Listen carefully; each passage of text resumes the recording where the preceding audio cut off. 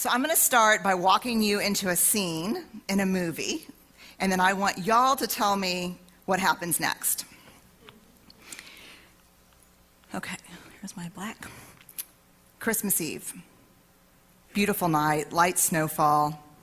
Young family of 4 in the car on the way to Grandma's house for dinner. They're listening to the radio station, the one that starts playing the Christmas music like right at Halloween. Jingle Bells comes on, the kids in the back seat go crazy. Everyone breaks into song. The camera pans in on the faces of the kids, the mom, dad. What happens next? Car crash. 60% of people say car crash. 60%. Another 10 to 15% have equally fatalistic answers, but more creative. I have the camera cuts to the oncologist who is looking at the bad news that he's going to share the day after Christmas. They get to grandmother's house, everyone's dead, a serial killer's on the loose. And I had one dude who worked in a shark attack. I did. What's interesting to me about this, and it's an indictment a little bit of the media, which I wouldn't so much care about, except that I'm a vulnerability researcher, and I've spent the last 10 years studying vulnerability, and I cannot tell you how many hundreds and hundreds of stories that I've collected from people who that is their response, not just to media, but in their real lives. How many parents I've interviewed who will say, and I'm looking at my children and they're sleeping and I'm on this, just the verge of bliss, and I picture something horrible happening. Do you know this? Yes. I get the promotion and I get to fly up to headquarters, to find out about my new job and what's going to happen. Plane crashes. The fatalistic response is not universal. We're not all like that. But it is a symptom of an issue that is both universal and, I believe, profoundly dangerous. And that is, we are losing our tolerance for vulnerability. And in our culture, what do we think is synonymous with vulnerability? Weakness. Y'all are an excellent audience. It's almost as if I trained you. It's perfect. Weakness. And I'm going to talk about how that's not the case tonight. Vulnerability is absolutely at the core of fear and anxiety and shame and very difficult emotions that we all experience. But vulnerability is also the birthplace of joy, of love, of belonging, of creativity, of faith.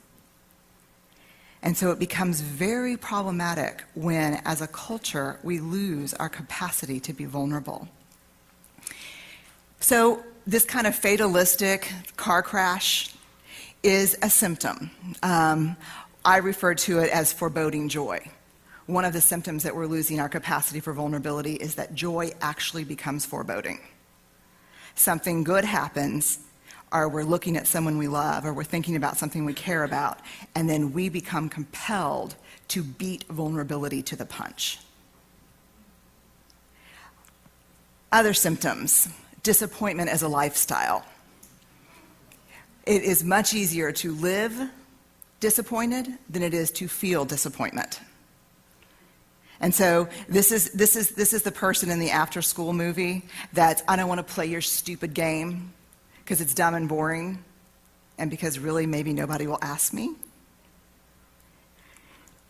We sidestep getting excited about something because we're not sure it's actually going to happen. Low-grade disconnection is another symptom of vulnerability avoidance. We go through the motions. It's like low-grade fever. It may not kill us, but it keeps us pretty miserable. Perfection is one of the, I call it the 200-pound shield. How can anything go wrong if my life looks like an ad? I'm going to perform and please and make sure everything's perfect. And perfectionism has nothing to do with striving for excellence and healthy. It's nothing to do with healthy striving. People who I interview who are absolutely accomplished and people who strive for excellence are the biggest negotiators and compromisers that I've ever interviewed. Perfection is a tool to protect ourselves. Extremism. There's a very simple equation. Faith minus vulnerability equals extremism.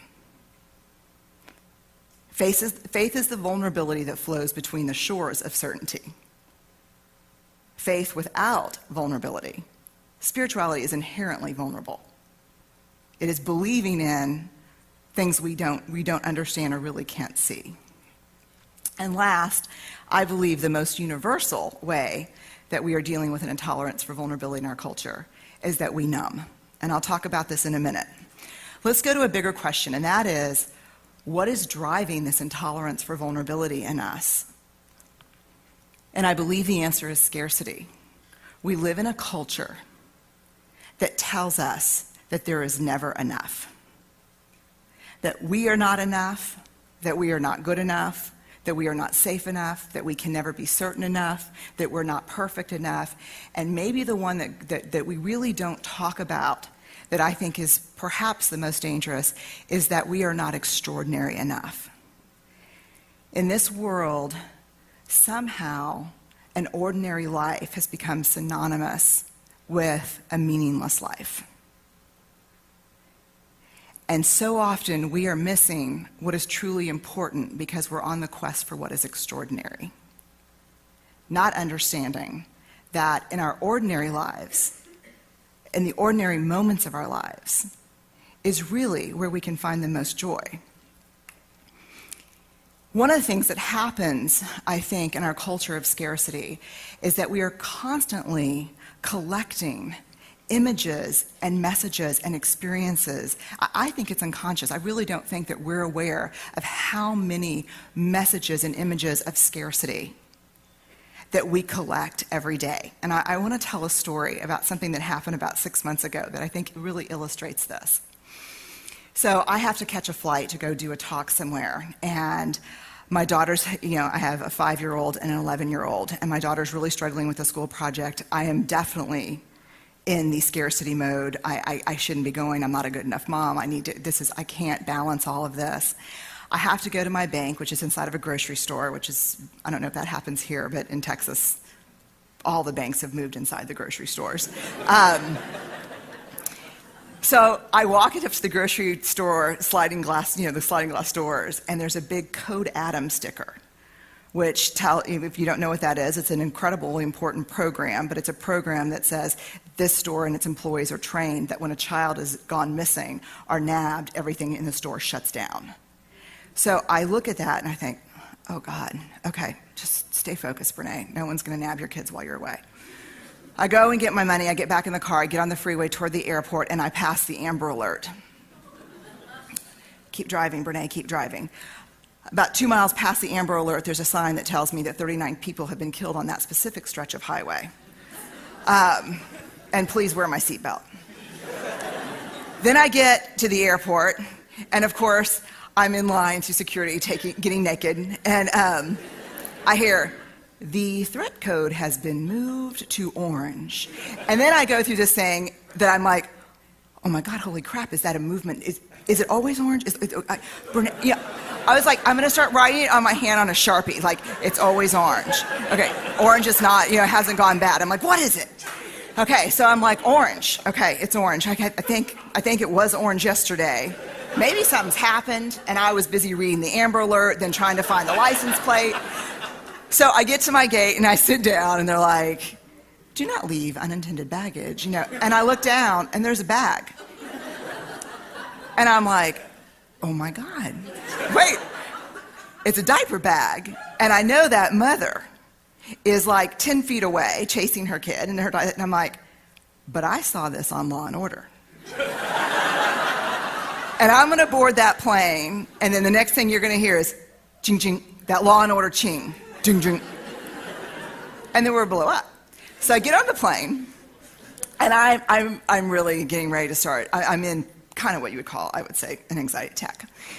So I'm having an anxiety attack, and the guy comes in, I'm flying in business class, and the guy comes in, he's sitting next to me. He turned out to be a supply chain manager consultant.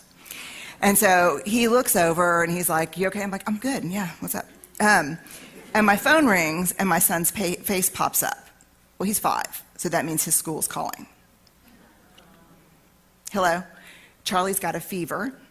Can you come get him?" So I'm like, I text my husband, I take care of it. And the guy next to me said, "Really, are you okay?" By this time, the cabin doors are closed. And I said, "You know what? I'm good. But I'm having that thing where I can't decide whether my gut is really saying get off the flight, something's going to happen, or I'm just freaking out. And I'm trying to figure out how to do something crazy enough to get off the flight, but to not end up on the no-fly list." And so I'm a super blast to fly with. So then he said, "Let me get you a drink." And I said, "I don't drink." And he goes, "Xanax?" And I was like, "No, I don't do Xanax either." Which is a shame, but I don't. But then what I realized is it really makes me think about my work. Because we numb vulnerability. Now, had he said chips and queso, that would have been a completely different issue. Evidence of the numbing. We are the most addicted. We are the most medicated, obese, and in debt adult cohort in human history. We're numbing. And this doesn't even include busyness. I didn't even put the busy slide up.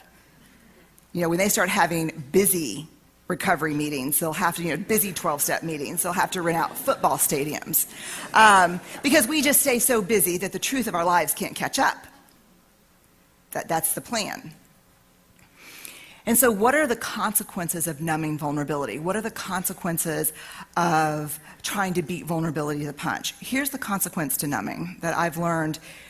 And as a vulnerability researcher, I've spent the first 6 years of my research studying shame, empathy, and courage, and the last 4 years studying joy, authenticity, love, and belonging. And one of the things that I learned that was very startling for me personally and everyone I've ever met is that you cannot selectively numb emotion. When we numb the dark emotion, when we numb vulnerability and fear and shame of not being good enough, we by default numb joy. We cannot selectively just numb the dark emotions. We have interesting research around this. We have research that shows us in addiction studies that an intensely positive experience is as likely to trigger relapse as an intensely negative experience. Let me tell you, if vulnerability is a sharp edge, there may be nothing sharper than joy. To let yourself soften into loving someone, to caring about something passionately, that's vulnerable. So the question becomes, how do we embrace vulnerability? And here's what I learned from the research. We practice gratitude. We stop and be thankful for what we have. I've interviewed a lot of people who have been through many horrific things, from genocide to trauma. And when you ask them what they need, they will tell you, "I don't need your pity, I don't need your sympathy. When you look at your children, I need to know you're grateful. I need to know that you know what you have." So to practice gratitude, to honor what's ordinary about our lives, because that is what's truly extraordinary. We can compete with the images from the media, from the news, from the scary shows on TV, with our own images of gratitude about what's ordinary in our lives, the people we love, our kids, our family, play, our community, and nature. These are things that happen every single day that we're so busy being afraid we're missing these. So that's, I think, the biggest thing, is to be grateful for what we have, to honor what's ordinary. And last, I just want to say that, and I'm a parent and I'm a vulnerable person too, but I really believe, we want more guarantees. We want to believe we're not going to get hurt and that bad things are not going to happen, and they are. But there is a guarantee that no one talks about that, and that is that if we don't allow ourselves to experience joy and love, we will definitely miss out on filling our reservoir with what we need when those hard things happen. And so I'll end on the note that I'm grateful for your time tonight, and I'm grateful to be here, and I hope this is something that we can do together, because I believe in vulnerability we'll find what really gives purpose and meaning to our lives. Thank you.